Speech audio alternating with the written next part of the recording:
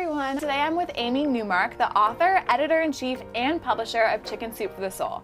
Today we're here to talk about a topic that she says is pretty popular, and that's recognizing the toxic people in your life and what to do about it. Yeah, you know, we're Chicken Soup for the Soul, and we are known for being really nice, so sometimes I wonder if this topic is a little too snarky for us.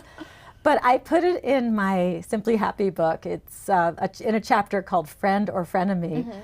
And it seems to be the most popular chapter in the whole book. So I think it's a topic that people really need some help with. Yeah, absolutely. So what'd you put in that chapter that made it so popular? Well, I put in a story that has had a huge impact on me. You know, I read tens of thousands of stories. This story just caused an epiphany in me because it made me realize that you get to decide who your friends are.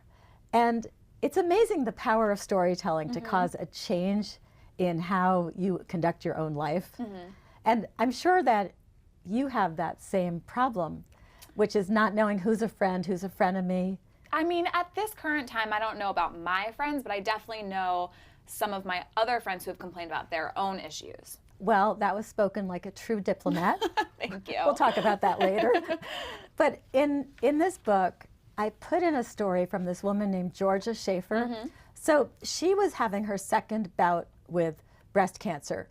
And one of the things I've noticed about our writers is that when they have cancer, it just causes such clarity in their minds, and they write these amazing stories where they discover things about themselves and then they very unselfishly share those things with our readers. And so she was being driven by various friends to her chemo appointments, and one day a friend drove her, and the friend talked the whole time in the car about people she knew who had cancer who had negative outcomes. It was really a problem. Yeah. And Georgia got sick after that chemo treatment. Now remember, this was her second round of breast cancer.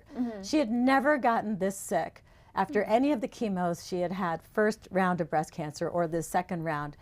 And she decided it was this friend. She had made her sick. And then she wrote something that I want to read to you from my Simply Happy book.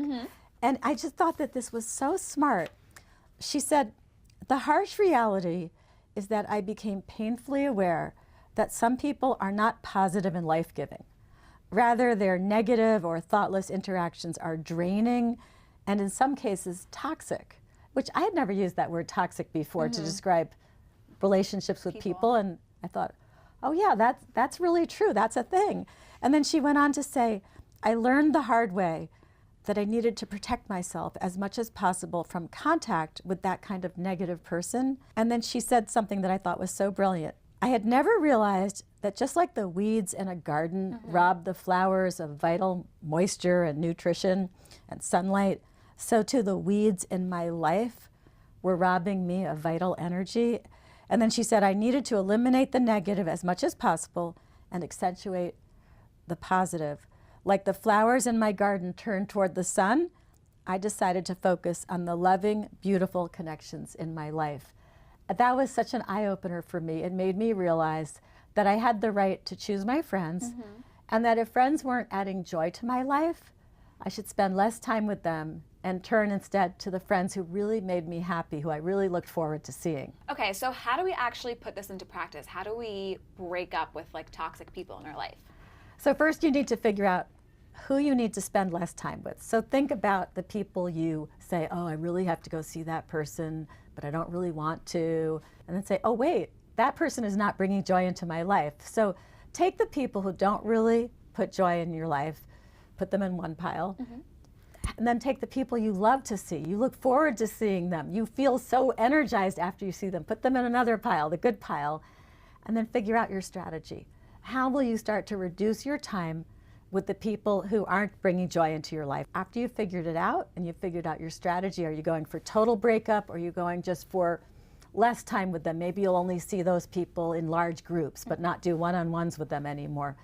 Then implement your plan.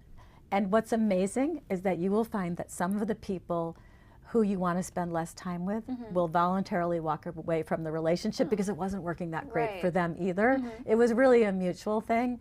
And then finally, just remember that friends are optional. They're not assigned at birth. They're not like relatives. You do get to pick and choose. Great. I mean, I can totally see why this is one of the most popular chapters in the book. Thank you so much for explaining it to us. Well, thank you for letting me talk about it, since it is really one of my favorite topics.